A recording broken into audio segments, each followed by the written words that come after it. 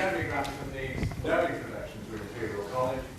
He is the founder of the Grantham Institute, and it's impossible to walk through Imperial College without seeing the Grantham Institute.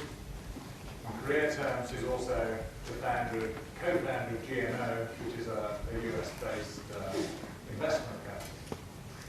Now, it's almost hard to recall that the Grantham Institute has only been here for about 5 years. It's well embedded, it has an enormously high profile, it's funded large numbers of PhDs, and it has been a great success. It was founded, of course, and is funded by the Grantham Foundation for the Protection of the Environment. And we're enormously grateful for that benefaction and that support.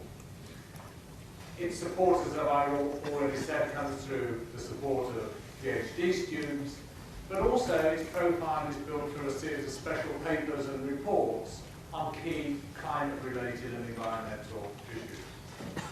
So in welcoming Jeremy Grantham here tonight, I should note that Jeremy started his career in the UK. He was born in Doncaster. He read economics at Sheffield, did an MBA at Harvard, and is an extraordinarily well-known investment guru who has these rather famous quarterly reports, and I think he's rather well known for the theory of things returning to the mean after rather large excursions on either side. A bit like sort of weather and climate. Anyway, without further ado, let me welcome Jeremy Grantham. I want to make sure I get the title right, so I'll look at my crib sheet for this. Jeremy going to talk about attitudes in America to investing, resource limitation, and global warming.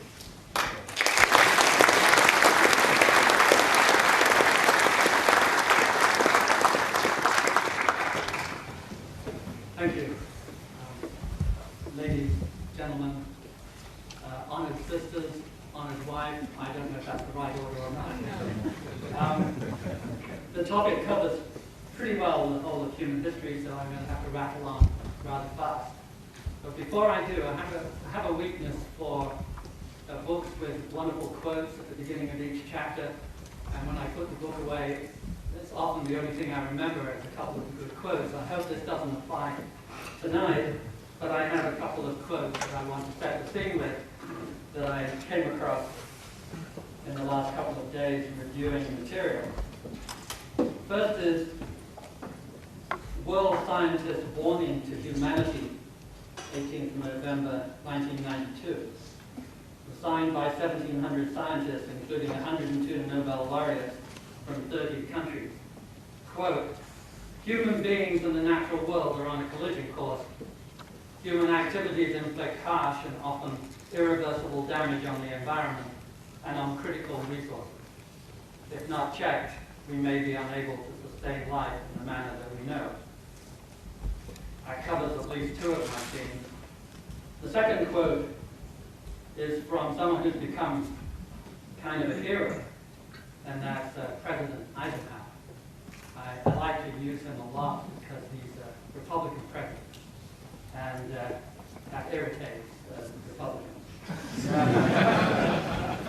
He made a very famous farewell speech, quite one of the most remarkable things in the history of presidencies. And I'm going to read you three quotes. The first one you will know. In the councils of government, we must guard against the acquisition of unwarranted influence, whether sought or unsought, by the military-industrial complex. I would like to add today the financial-industrial complex. The potential for the disastrous rise of misplaced power exists and will persist. That is, in my opinion, particularly relevant today, and particularly in the United States, where you could make a strong case that Congress is owned by the financial and energy industries. The second quote from the same speech is much less well known and particularly designed to irritate Republicans today who are in a very cheap mood indeed. And that is, we pray that all who are insensitive to the needs of others will learn charity. We have a very uncharitable age in the United States. And the third one, which was totally unknown, and I tried to publicize, as we peer into society's future, we, you and me and our government, must avoid the impulse to live only for today, plundering for our own ease and convenience the precious resources of tomorrow. We cannot mortgage the material assets of our grandchildren without risking the loss also of their political and spiritual heritage. We want democracy to survive for all generations to come, not to become the insolvent phantom of tomorrow. It's really equally remarkable to his military-industrial complex, in my opinion. Now, on to tonight's talk. GMO, as was mentioned, and I have made a particular study of bubbles. I do believe than any other mortals on the planet. Indeed, the best book on the subject so impressed me. We hired him to join our team, so we couldn't be outflanked. It seems that there is an investment bubble about every investment generation. That is to say, about every 20 or 30 years. About as long as it takes to get young investors to become older and having no influence. And then they have another one. It appears that investors are utterly incapable of learning from history books. And when we had finished grinding all the data, and we have actually 330 bubbles identified, including 33 major bubbles, we considered that we had reached that conclusion, and we were pleased with ourselves. And so it was with some dismay, really, I discovered how far back in history this revelation had been made to others, and how long it had taken us to jump on board. And my favorite example is the South Sea bubble of 1721 in London, of course. And in those days, the shares were traded in coffee shops, coffee being the new rage. And sneaking around from coffee shop to coffee shop, brokers went selling their wares, as did one or two letter writers who wrote them much more than quarterly. Anyway, there was one of them who went by the pen name Cato. And the quote I like is, "There must certainly be a vast fund of stupidity in human nature, else men would not be caught as they are 1,000 times over by the same snare. And while they yet remember their past misfortunes, go on to court another." It is quite remarkable how willing people are to get carried away. And the South Sea bubble is one of the more spectacular examples, and we'll come to it in a minute. But let me point out that it was an annuity. It didn't have the saving grace of being vague equities. It had a mathematical bound. So it took an utterly profound belief in the greater fool theory to bid it up. And it sucked in, as we shall see, no less a person than Isaac Newton. Having in my DNA the idea that people are foolish from time to time and get carried away in crowds, it was, I suppose, a little bit of a surprise as we got into the environment of our family about 15 years ago to find the same tendency for people to go into wishful thinking, to try and ingeniously sidestep any bad news that was available, and really be ingenious in the arguments they use to dismiss it. And much more recently, in the last 5 years, as I got into resource limitations, I bumped into the same thing. There is a whole group of cornucopians, we call them, who think everything will always work out fine, resources will mysteriously jump out of the thin air if necessary, and we will not be doomed to follow Mayan civilizations and many others into rack and ruin. They argue, cornucopians, that we will be saved by the infinite capacity of the human brain, to which I always argue, weren't the Mayan brains also infinitely capable? Apparently not. I think we suffered from an extreme case of human exuberance and centricity, human exceptionalism. I also noticed the similarity between environment and the stock market in how egged on we both were in both groups by vested interest. In other words, our worst instinct is to believe good news, avoid bad news. And at the moment of critical weakness in the stock market, you have every large firm in the business telling you everything is reasonable and the market outlook is fine. And at the moment of truth in the environment, which is today, you have many people telling you, don't worry, everything will be just great. These silly greens exaggerate everything. The vested interest of the energy industry is prodigious in this matter. If their reserves of oil and coal and gas cannot be used, half their value disappears. They are the value of their reserves, very largely. So there are great similarities. And this set me thinking in general about the role of optimism and wishful thinking and the refusal to face facts. Now, optimism is, I think, a hugely advantageous, a personal characteristic. I think we've survived by being optimistic as a species. They did a study about the year I was born at Harvard, a rather famous study, where they interviewed in great detail, just before World War II, a group of students and graded them on every conceivable psychological characteristic and measurements of their health and so on, and their intelligence, and their grade scores. And they took an account of their general level of optimism.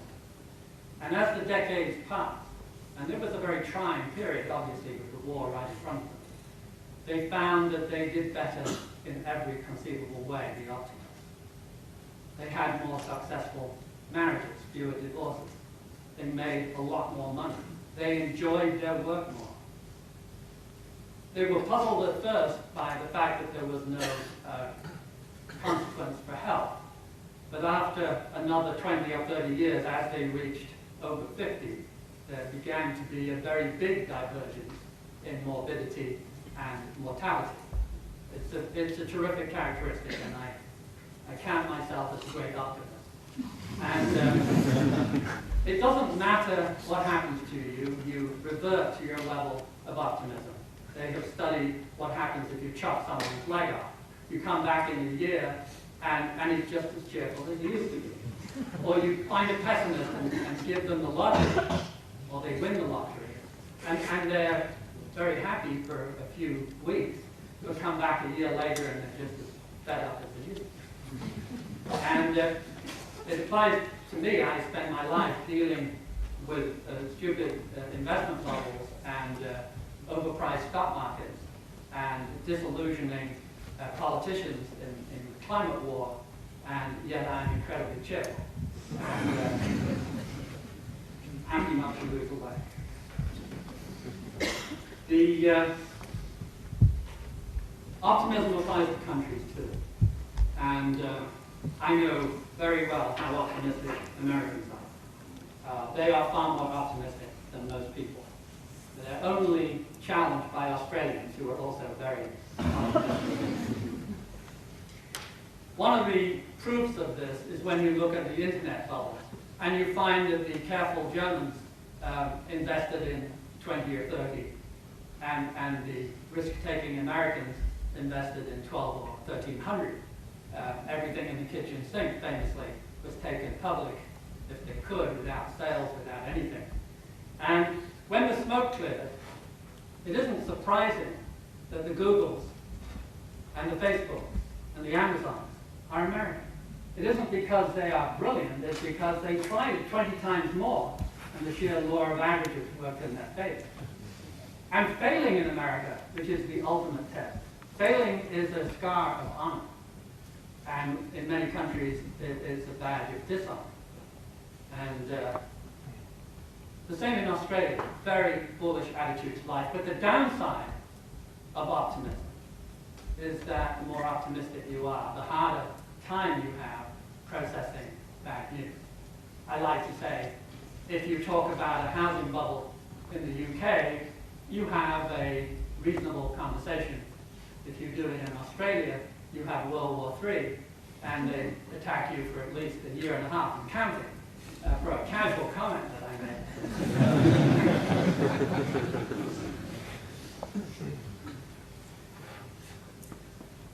So, the downside of optimism, and that is unwillingness to accept bad news. So I thought, what about Bostonians?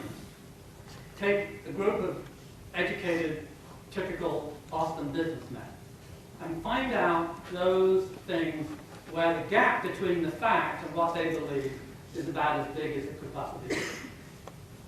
And I was surprised how easy it was to find them.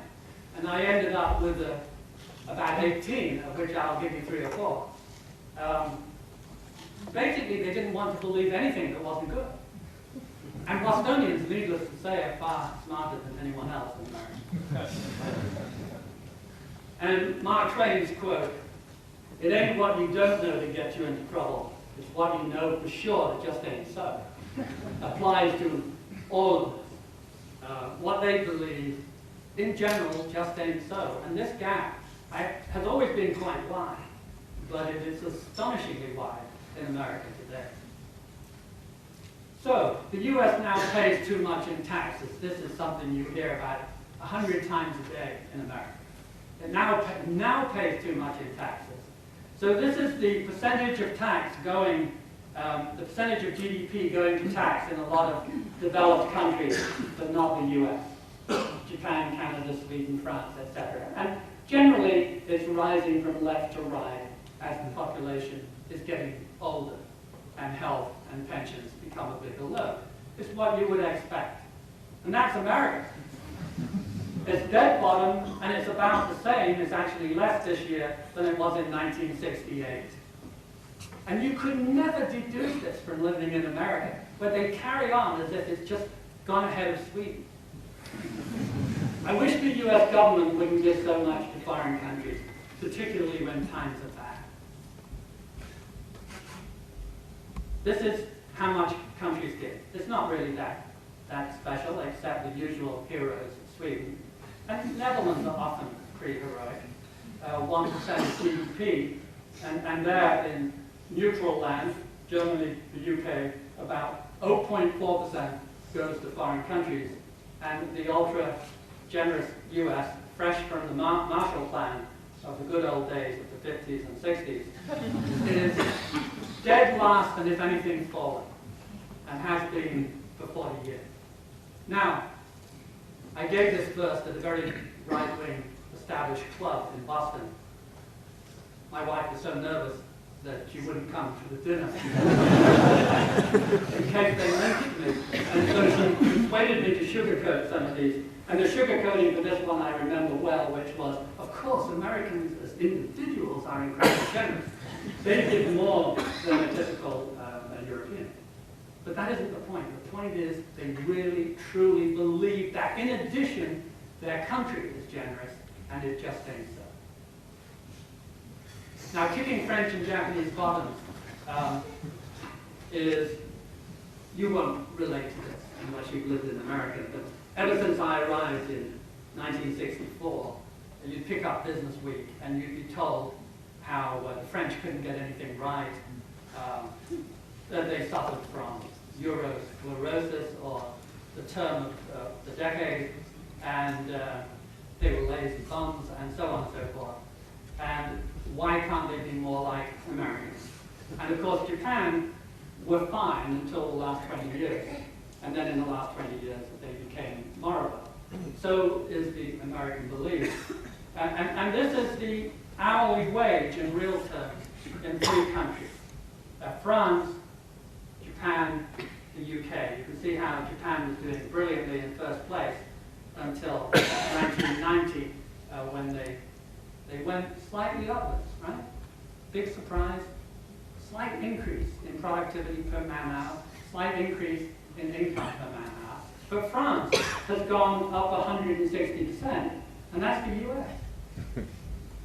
I mean, they have been kicking French bottom so professionally that in 40 years, they have had no increase for an hour's work, and the French have had 140%. I mean, this is a big gap between the truth and what typical Bostonians, and therefore typical Americans, believe. So that was the background, and that's all you get. So to skip on to stock market gullibilities, we discussed that a little bit, and this is the Sassy bubble. It's about as pretty a bubble as mortal man could wish to see. It goes up 9 times in a hurry, and like most bubbles, falls a little quicker than it went up. And Newton got in pretty early because he understood what an annuity was, and he got out pretty happy, having made a really meaningful amount of money for him. And then he went through the greatest misery that man has to offer, and that is watching your friends get rich.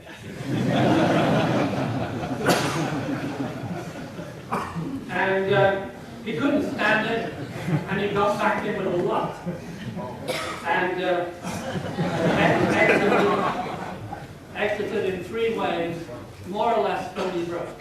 Now, he was not an idiot, Isaac Newton. It is rumored he was quite smart. And he said, I may know a lot about the movement of heavenly bodies, but nothing, apparently, about human nature.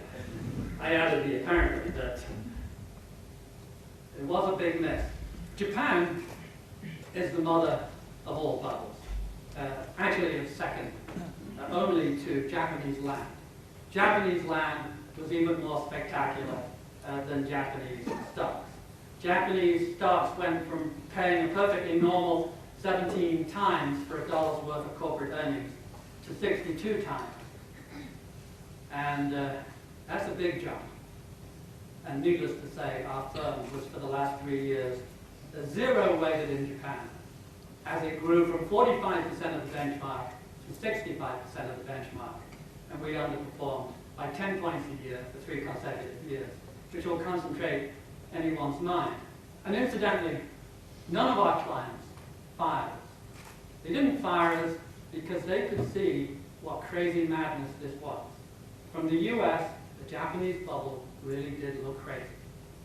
And so they hung on, and then of course it all collapsed. Happy to say we made it all back with profit. And the Japanese market has gone down and down for 20 years, 22 years. Do not think the market always goes up. 22 years, they have lost 60 or 70% of the real value of the market. When you add in the fact that they did the same for land, land went down for 14 consecutive years, then had a slight uptick maybe, and went down for several more years. You add those two together, and it is hardly surprising that they have had tough times. We are all suffering from a loss of assumed value. The value was never there. Your house didn't change. It was the same lousy house that you had before. You just thought it was your pension fund suddenly. And it all went back to normal.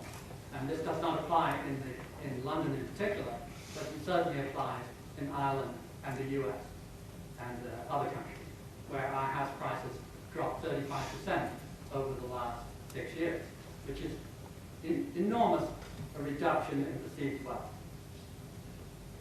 This is the mother of all US bubbles. On this basis, the average multiple of typical earnings was 19 or 20 times for every dollar, and it went to 45. This was, as you can see, let me try this. As you can see, much higher than 1929, which was pretty well known as a speculative bubble, 25 times. This one I was around for, 22 times. This is a lot higher. You might reasonably have expected the clients to see the difference. And we tried to point out the difference. And it wasn't just that they didn't want to hear. They became hostile and agitated. And they fired us from funds that we had that were still doing well.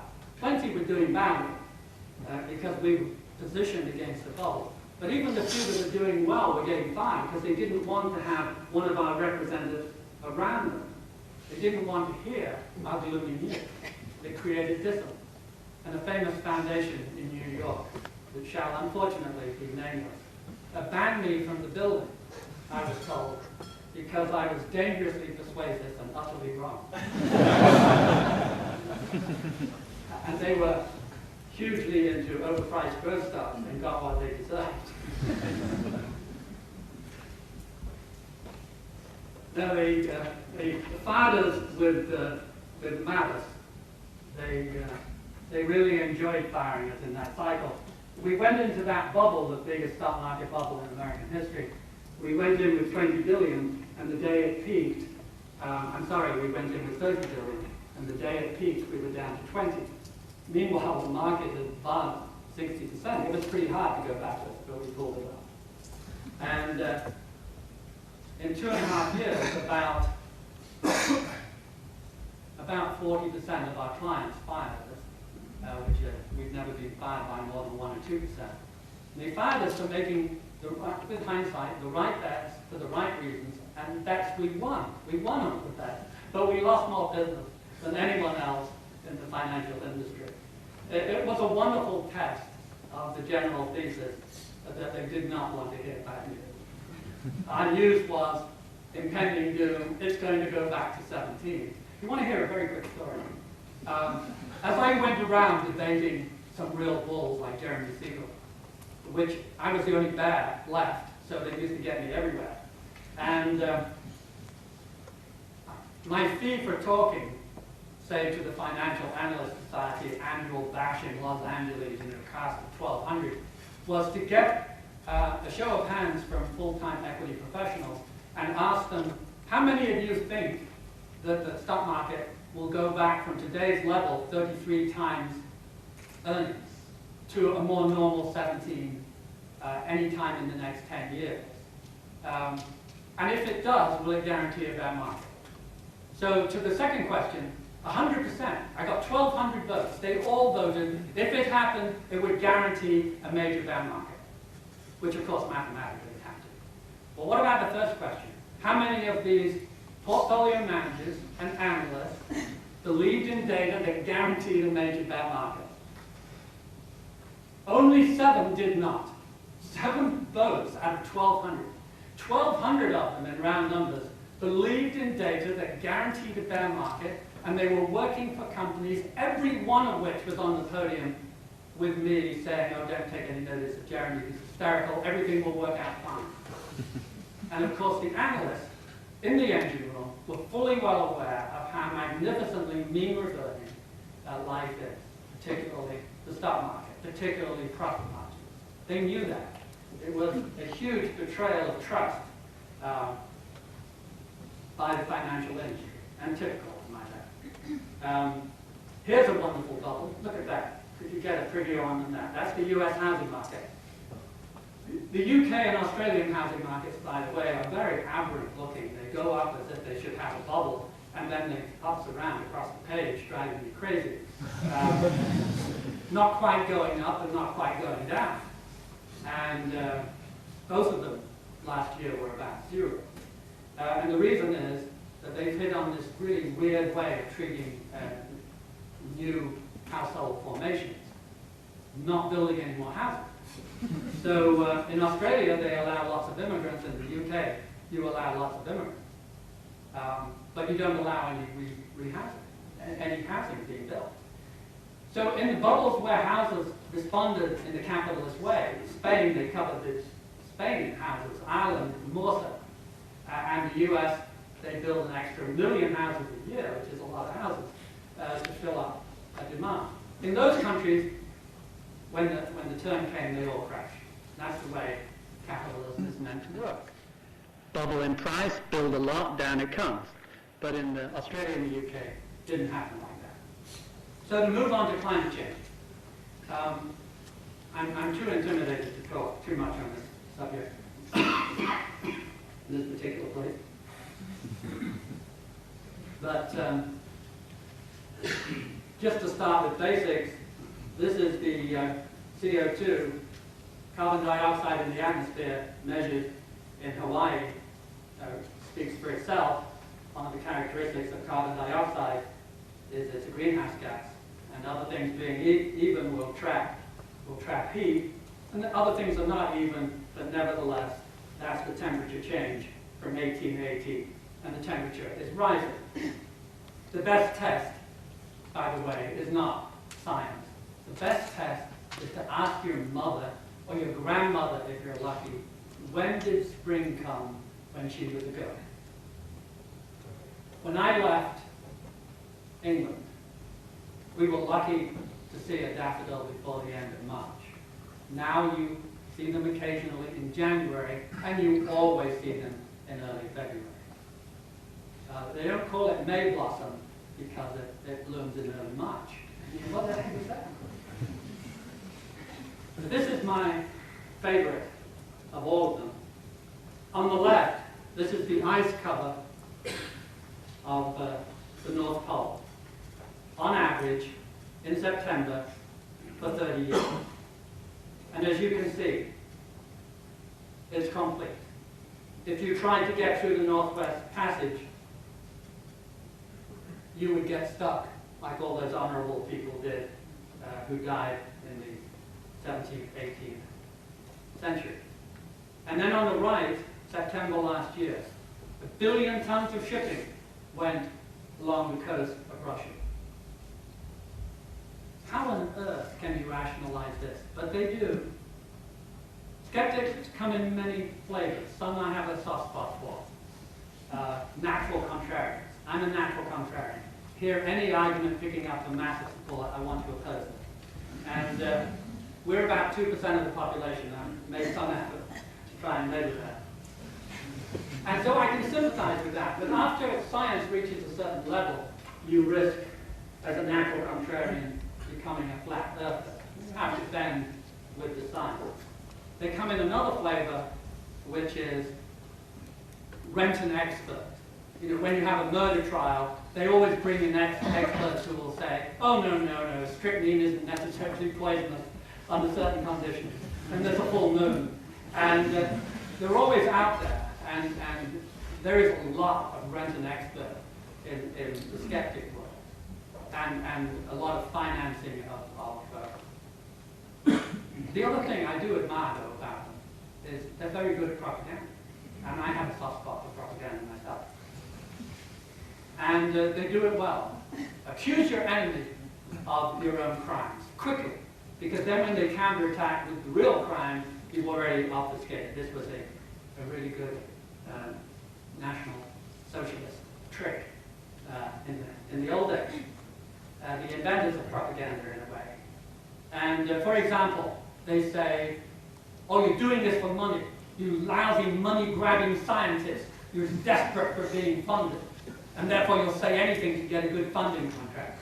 And this is said by people basically funded by the energy interests who make more money in about 43 minutes than the whole of the academic world makes in a year. I mean, it is such a mockery of a point, and yet it's made quickly, and it works with enough of the general public to count. Obfuscation at its best. And then there are a few genuine loonies, which sometimes it's very hard to tell which group they belong to. And this is my second favorite exhibit. This is Boston, February the 7th, and that is a daffodil about to bloom. Now let me point out that Boston is not London. I have never seen a daffodil on Beacon Hill in the middle of Boston attempt to bloom for at least a month, and I would say 5 weeks. 5 weeks later than this. And a week following, it bloomed. The week following that, still in mid-February, we had picked a big bunch of daffodils at our weekend place, and we're enjoying it over breakfast. It was still a month ahead of schedule. Okay, moving on to Malthusians and cornucopia. I have become a Malthusian because the facts and the logic of the math involved. What Malthus did in 1798 was he really explained the situation for Homo sapiens that had gone on for millennia. Maybe a couple of million years, but certainly 200,000 or 300,000 years. And that is, their growth rate was redundantly large. They could always keep up with the food supply. So if they had sudden good luck, terrific crop of mushrooms and rabbits and the rest, their population boomed. And when times were bleak and the weather was cold, the population would shrink back. And Homo sapiens made it by the skin of their teeth, as we now know from genetic analysis.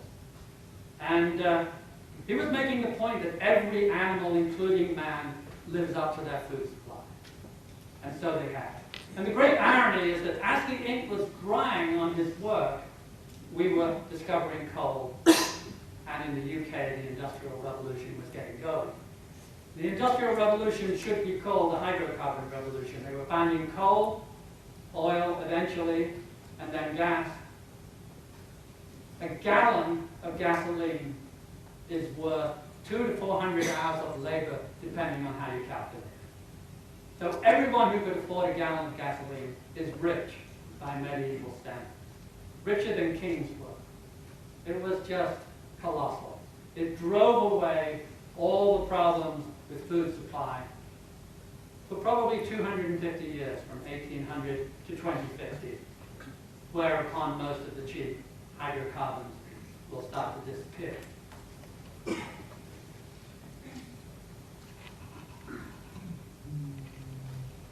Now, this is a famous old exhibit in our house, in our firm. This is all bubbles break, the top four with the four great stock markets and then currencies and commodities. And on the bottom row, in the commodities, you will see oil. And we showed this when it was done in 98, 99, as a brilliant defensive move to try and protect some business that was leaving. And I began to worry about this it actually made it back to the old trend, but it just didn't feel right. As years went by, it took me about 5 or 6 years for the penny to drop. But eventually, I realized that I'd cheated. The price of oil, unlike other commodities, did not decline. It was always exceptional. It was dead flat, beautifully flat, for 100 years. We put in the 1 and 2 sigma lines, and you see how faithful this is. It's meant to break out 2 times in 100 years, and it averages 2 times, 2.5 times. It's perfect. $16 a barrel in today's currency. And then it jumped up with OPEC. Why not? You get a cartel, you have a finite resource, the world is pumping more each year. Why wouldn't you have what I call a paradigm jump?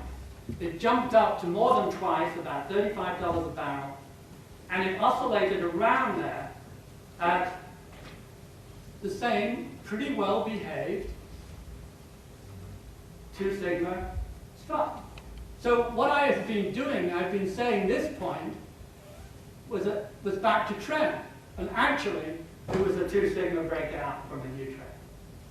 So it was a complete weasel, but the truth was also quite shocking, and that is the price of oil had stopped the general pattern of commodity behavior and had made a very determined effort to be different. And then bang, in the last few years, it appears to have jumped to about 75 or so dollars a barrel. Come back in 20 years and you can prove me wrong, but I would think, since it costs about $75 to find oil and deliver it today, that is probably a pretty good number. So you can say with an absolutely clear conscience, this is a very important asset category that has gone through a paradigm shift. we used to say, with our old exhibit, All Bubbles Break, that the score in those days was mean reversion 28, paradigm shift nil. There had never been a paradigm shift. I asked thousands probably of investors to find me a paradigm shift, and no one presented it. So it was very satisfying. I got this in the Sunday edition of the New York Times about 6 years ago to offer it as a paradigm shift. It's clearly a paradigm shift. And then, tick, tick, tick, my brain is beginning to go, why should oil be the only one? Lots of other finite resources. And we began to turn over the stones. And 4 years ago, I did my first piece that we appeared to be beginning to run out of everything. But this is U.S. oil production. On the right, it's kicking up for a little bit with new technology, fracking. But basically, it was predicted in 1950 here, 56, I think, that it would peak in 72 by Mr. Hubbard. And it peaked in 72, for which the oil industry never forgave him.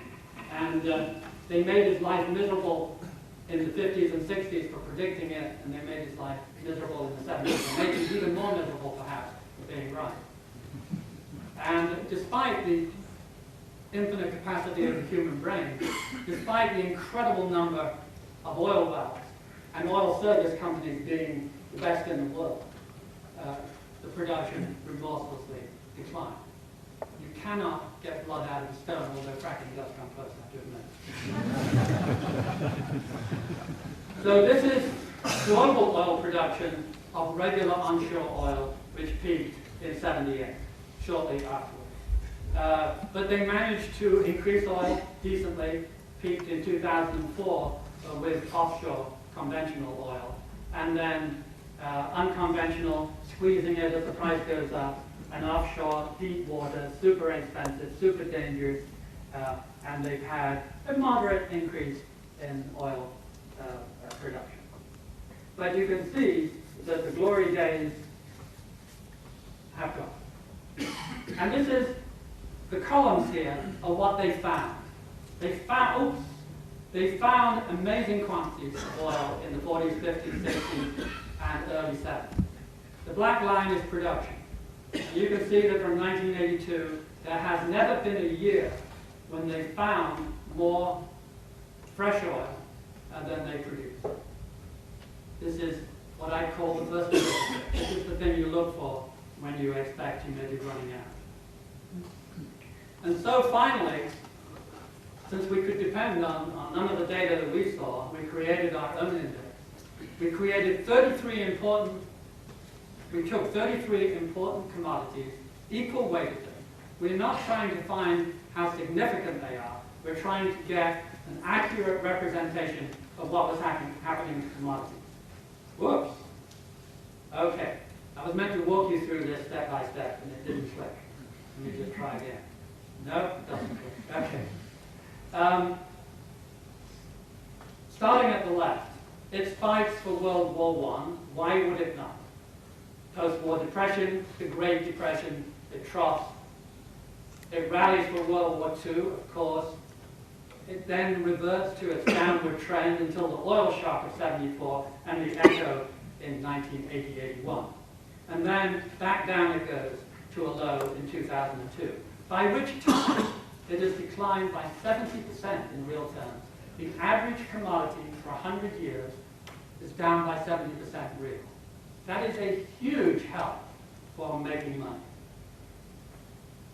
And then back, without any folderol, hardly talked about, digital fact. By 08 it spiked, collapsed in the financial crash, which is a red herring, and proof of that red herring-ness is that it bounced back in 2010, 2011. 100 years of decline, gone. You might begin to think that something had changed. And this is what had changed. You don't have to read this because I'm going to blow it up. But this is treating every commodity on that list like a stock and asking the question, iron ore at the top, what probability is that it's still on the old trend? and we do this in the stock market, and we get interested that it's a 1 in 5 or 1 in 10. This is a 1 in 2.2 million that iron ore is still on its original trend. That is to say, it is not on its original trend. And the black line is where we arbitrarily say there is an investment bubble. That is the 2 sigma event, which is every 44 years, which says in 100 years you'll get 2 true bubbles on the upside and 2.5 crashes on the downside. Pretty reasonable. It's arbitrary, but very reasonable. And that 2 sigma line shows you immediately that the great majority are there. And the 4 below, which are quite important, are almost there at 1.9 sigma. And only 1 is seriously down. So you can read, this is an age-friendly presentation. You can see iron ore, coal, copper, and corn. 4 real heavyweights up there. And the lowest of the odds is 1 in 14,000 that it's on its original trend. On it goes. And the 4 just below are very important: uranium, tin, zinc, and potash. And why? And why is one of the easier questions of the day. Population has exploded. I put in, for your edification, when Malthus was born, and where I was born, here. I don't know why it spiked so much when I was born, but it's been impressive. Just over 2 billion, and now 7. 3.5 times. In the old days, I'd have to be 3,500 years old for that growth rate. It used to double every 1,000 years. And you can see that that is trouble. Exponential growth is big trouble. Exponential, by the way, is just a simple compound, 2% compound, 1% compound, 5% compound is exponential growth.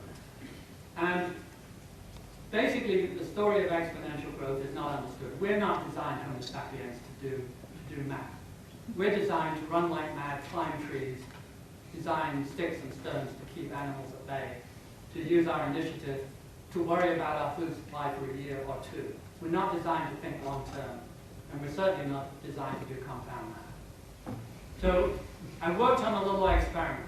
What's the longest lived society that was pretty stable? This is the ancient Egyptian society. From a little after, from about 2500 BC to about 500 AD. 3,000 years. You have the same pharaoh structure. You have the same gods. You have the same culture, the same language. It's remarkable. And I say, okay, what growth rate would we aspire to? In 06 and 07, the whole planet grew at 4.5% in GDP, real physical output. And we aspire to 4.5% growth.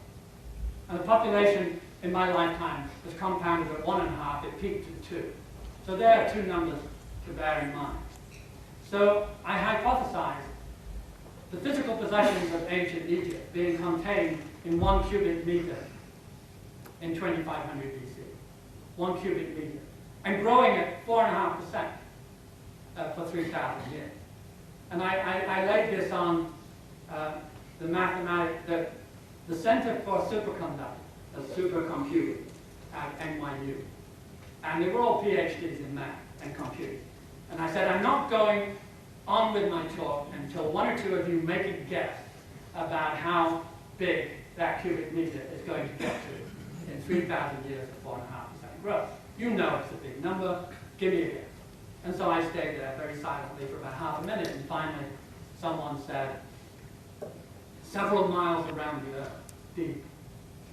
And then someone else said, nah, Fred, it's much bigger than that, maybe from here to the moon. They were not accurate to within 1 billion. That's a pretty good error for a mathematician. At 4.5%, you would fill 1 billion of our solar system. Check it and find out. We checked it about 10 times. 1 billion of our. How about 1%? A lousy 1% growth rate in population. They had a lowly 2 million people. How much would that have grown to at 1% for 3,000 years? 7 trillion times. That's 1,000 billion to you, Brit. 7,000 billion times the original 2 million. There's not even anywhere to stand. You would be miles deep in pickle. Forget feeding. How about 0.1? 0.1, beneath contempt of any self-respecting economist, would give you 20 times the increase in population. They had about 2 to 3 times the increase in population. 20 times will not compute. You cannot compound for long periods of time at 0.1. Basically, you can have sustainability or you can have growth. There is no such thing as sustainable growth for long horizons. Only for little windows of kidding yourself. And what we have done, courtesy of the hydrocarbon revolution, is we have catapulted our wealth and our population and everything else, catapulted it far beyond the sustainable level that the planet can stand. We would need about 1.5 planets today. And if China and India were to catch up, we would need at least 3 planets. And we don't have 3 planets, so we're going to have to do some regrouping. And the other reason is this. China gobbling up the world. They used 53% of all the world's cement last year. Every bag that was used, not exported, every bag used, they used 53%. They used 48% of all the iron ore used, 47% of every ton of coal, 46% of all the pigs, and 45% of all the steel. Quite the most remarkable set of data, and it just goes on and on. Oil, they're actually just about normal at 10%.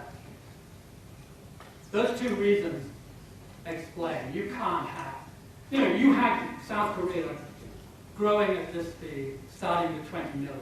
You had Japan before that, starting with only 40 million, by the way, and their great growth stuff. And here, you have 1.3 billion Chinese, 1.2 billion Indians growing at growth rates that South Korea would have been proud of. 2.5 billion, up from 20 million. You can't compound at those rates without running up the prices of everything. If you looked at my list of probabilities, you know there is no chance. There's one thing looking at one commodity, but look at them all and do meta-analysis, and you know there is no chance that we have not had a major paradigm shift.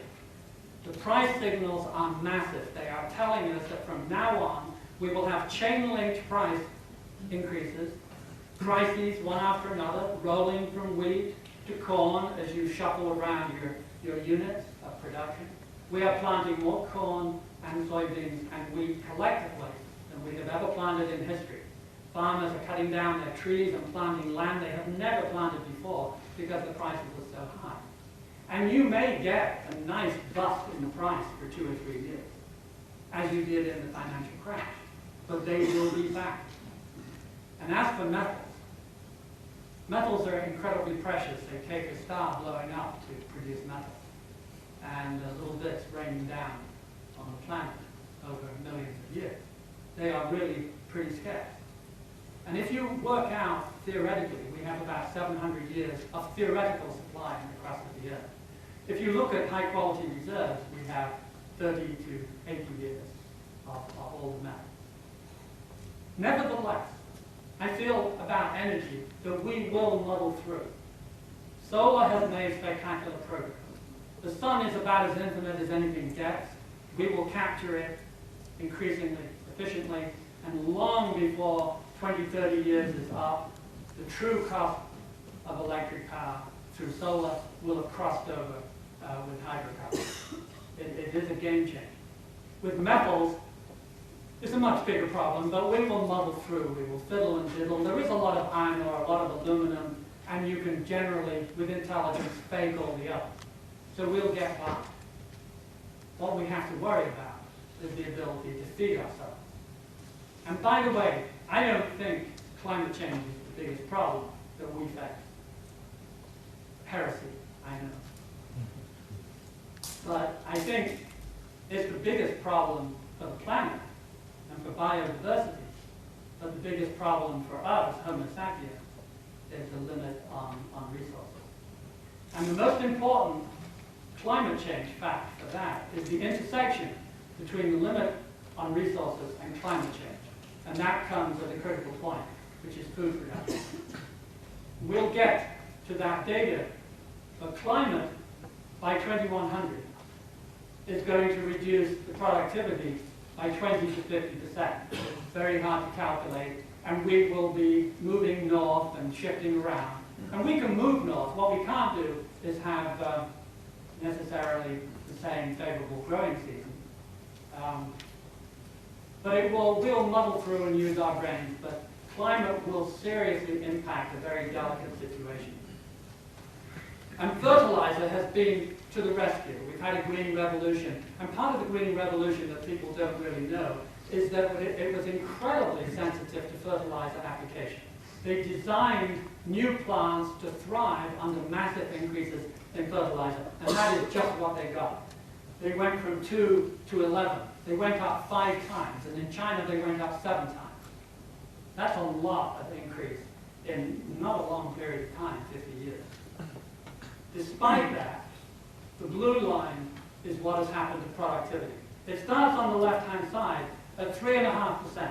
It has been growing at 3.5% for about 10 years. That is a spectacular number. Just think what that means. Every acre, you are squeezing out 3.5%. You know, in 3 years, 12% more potatoes or wheat than you did 3 years earlier. And then doing it again for the next 3 years and the next 3 years. It's massive. It is hardly surprising that it has been impossible to keep that up. And so the productivity has declined erratically, but declined pretty steadily to 1.2. And 1.2 is still a magnificent number. But the problem is the red line. The red line is population growth. And you can see on the far left, even though you spiked to 2% growth in population, you still had a handsome safety margin. And now you have no safety margin. The population of the world is growing at 1.2, and the productivity per acre is growing at 1.2. And there is no big chunk of land. In the old days, there was a new world out there. The world was underpopulated. And when you got to the new world, there was the Midwest out there. Just a few Indians to chase off. And it's gone. We're now maximum production, foot to the pedal. And so what is going to happen? These are the hectares per person. In 1961, it was over 0.4 hectares. That's about an acre per person. Go back to 1938, and it was almost twice that. And now it's 0.2. It's less than half an acre per person. But the 7 billionth day is going to 9 or 10, and you're going to have to feed the world with very little, indeed, a quarter of an acre or so each. You better get it right. Now, one of the problems here, there are 3 real problems. Erosion, and the availability of potash and phosphorus phosphates. Okay? Erosion, we have gone through at least a third of all our growing land in the 10,000 years of our agriculture. We have denuded and turned into desert and rock about a quarter, and salinated, etc. We have chewed up, irretrievably by the way, about a third. In the last 50 years, though, we have gone through almost 50% of our subsoil. And in plenty of areas like the Midwest, there was a huge surface. But we've gone through half. We are losing at about 5 to 20 times the natural rate of replenishment from the bedrock. So clearly you have to stop that. The good news is you can stop it. If the entire world goes to no-till, sensible no-till, you stop erosion. And the world seldom does the required thing until it's desperate. And my guess is it won't. But that is easy. It's a blessing. And the blessing is that it's profitable.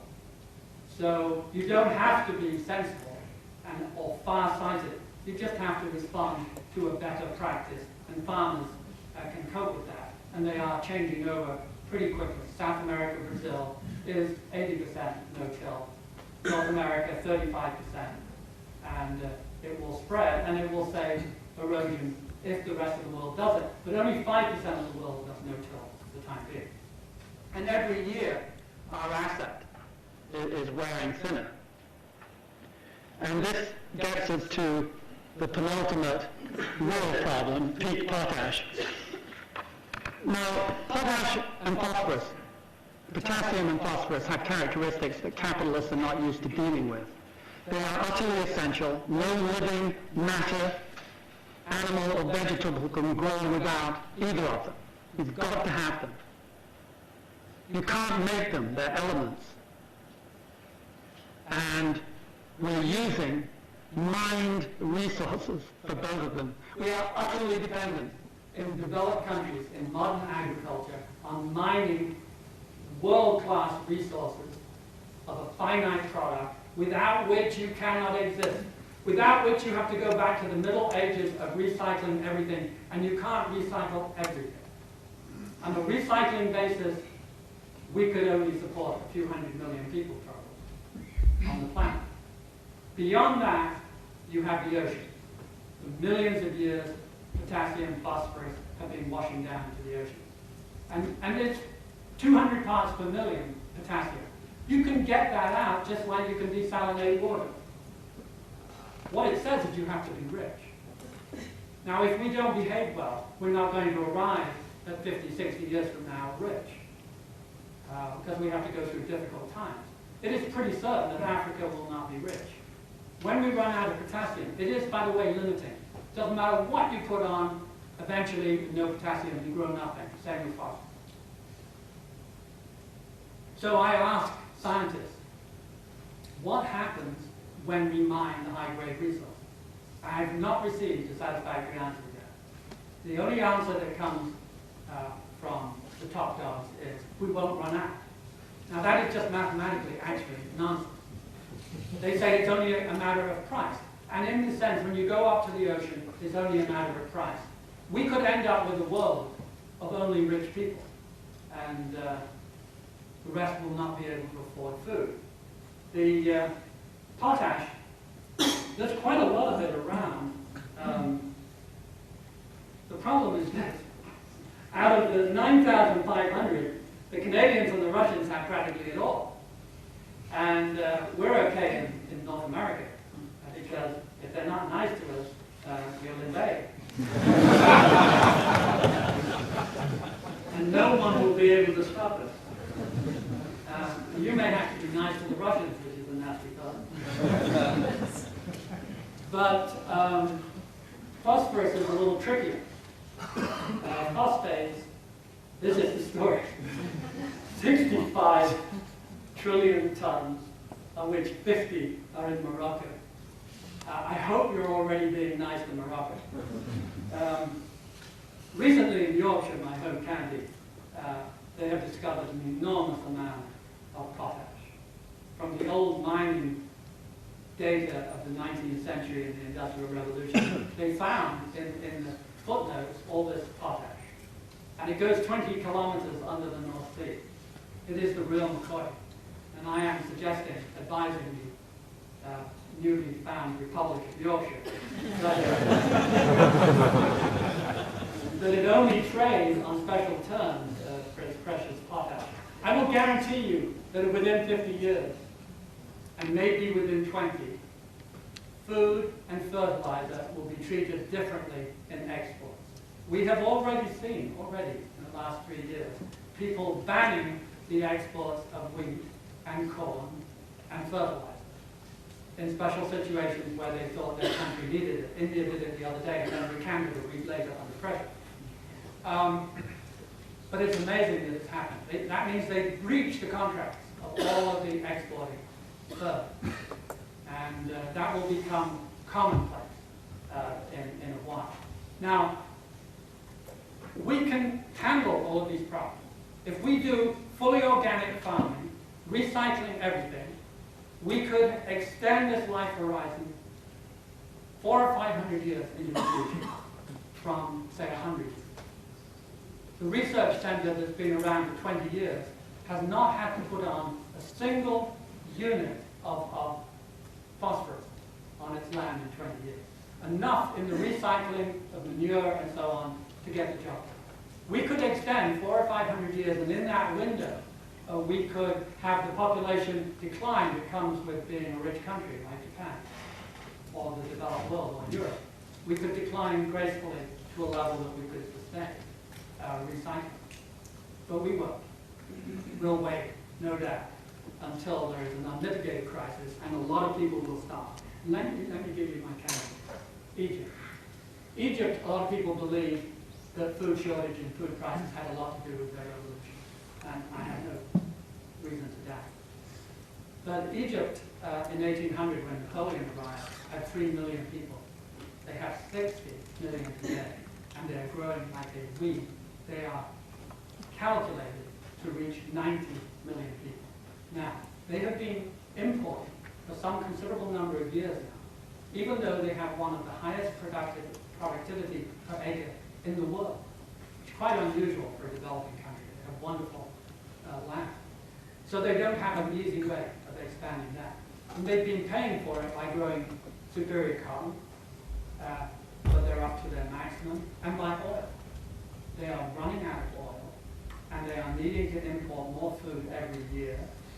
And as sure as eggs is eggs, within 15 years, and maybe within 5, something is going to go bust, and they're going to need help. And we are going to be asking increasingly the developed world to export at subsidized prices food for which they can't pay the freight. And how that works out, I don't know. But it will be kind of shock that will bring many people to their senses. And I do admire a lot of Northern European countries who seem to be handling all of these problems with maturity, wisdom, and so on. What frightens me, of course, is the Americans who have developed a supreme contempt for science and a wonderful ability to deny facts. And without their leadership, and given their scale in the economy, things will be quite a bumpy ride. Thank you.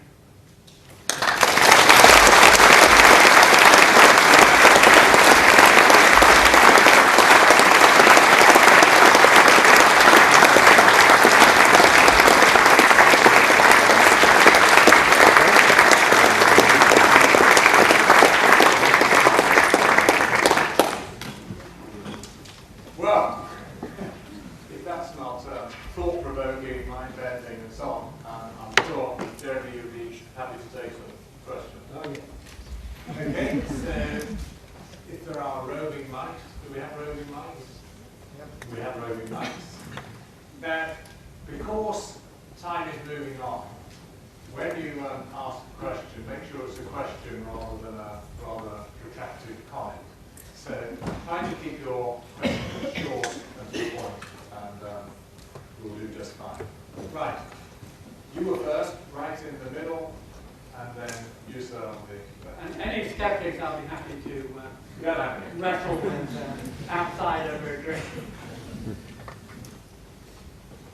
So your predictions for the sort of... Sorry, can you raise your hand? Yeah, sorry, in the middle. Eric Thompson. Your predictions for the next sort of 50 to 100 years seem pretty dire. What advice do you have for those of us who intend to live in it?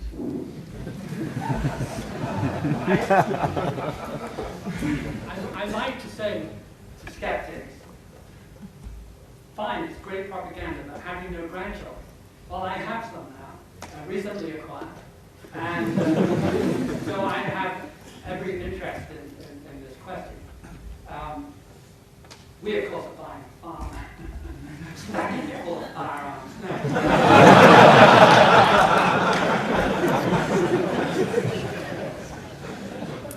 The point is, whatever the doubts one may have, and whatever the probabilities, and this is all probabilistic, what is the alternative to acting as if there is a perfectly good chance of making it through. There's a decent chance of persuading even American politicians one day to be sensible and farsighted. Corporations to take into account the damage figures. In other words, this is the central issue of the next forever. Why would you not spend your time, energy, career doing something about it? We're basically fighting for our lives, and next one. Okay. Yes. Good evening. I wanted to ask you two questions about energy companies and bonds. I'm trying to get you quick. With the energy companies, Sorry, can you stick your hand up?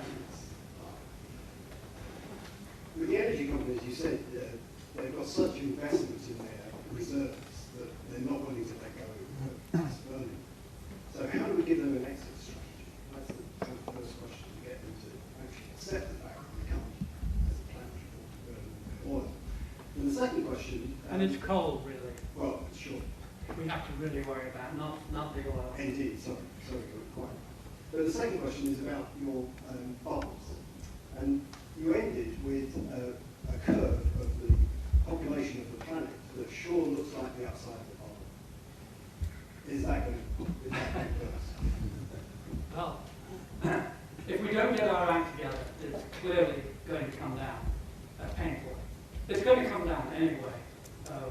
If we do everything right, we get wealthy. We educate the women around the world. They have a choice. Down it will come. The bad news is it won't start coming down until 2050, but with a bit of luck, then it will. And maybe by 2150, it will be back to 7 billion, 2400, maybe back to 1.5 billion. And we just have to hang on as a species. And the bad news, which I didn't talk about, is the pain that we inflict on biodiversity, as you probably know. Species are going extinct at about 1,000 times their replacement. It's the sixth great extinction in the history of the planet. And this is the first one, of course, that's caused by us. And people talk about too late. Too late is a bad term in this business. We're already too late for dodos and things that we've wiped out. And the carrier pigeon and those animals in New Zealand, very tall, what are they called? And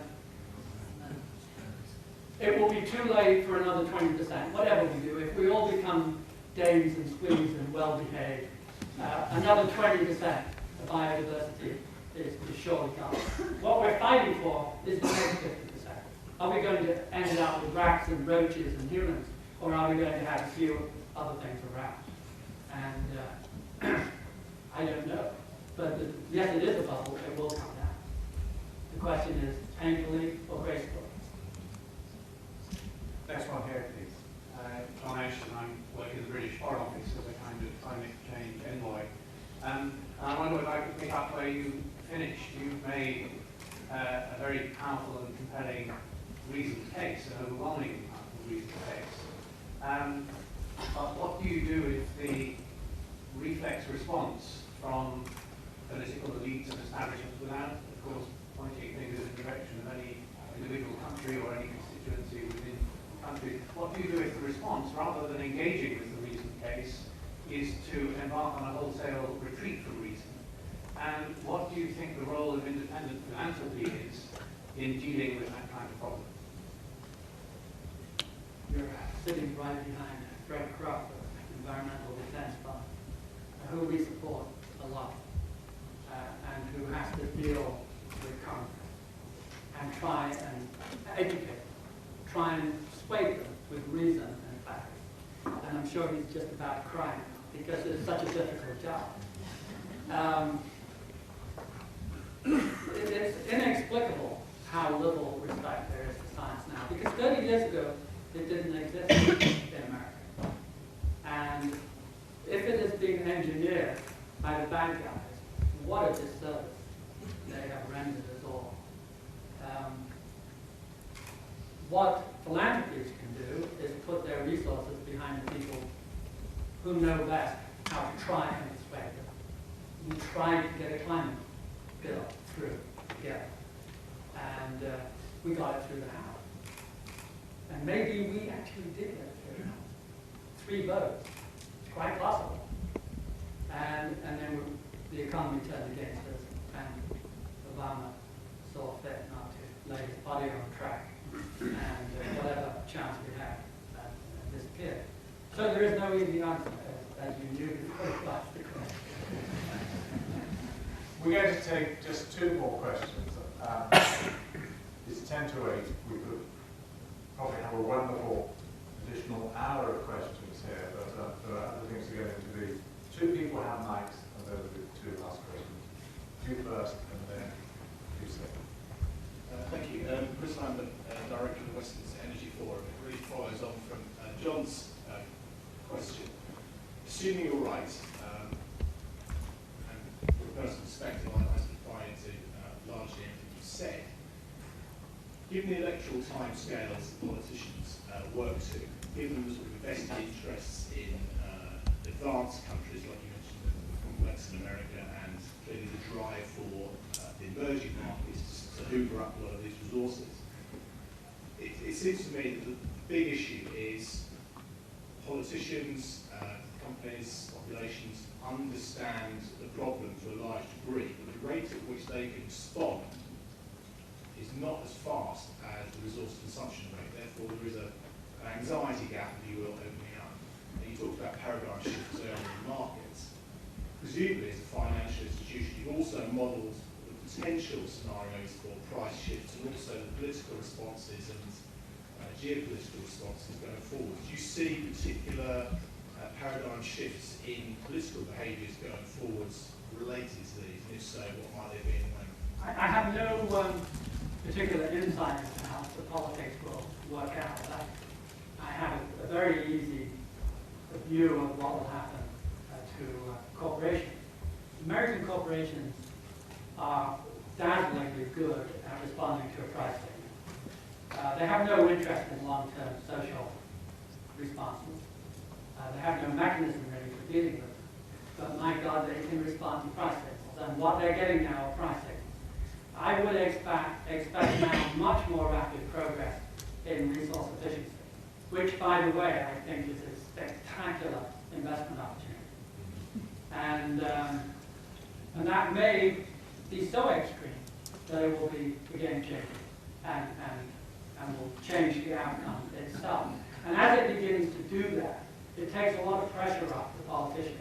As new energy-saving industries spring up, creating jobs, keeping the economy ticking, if it becomes, as some people believe, a new way, like the internet, that the next one is resource efficiency, and it may, the 6th wave, as someone called it, then the politicians will have no trouble jumping on and getting behind it. We just need some lucky breaks, some great innovations, some capitalist enterprise.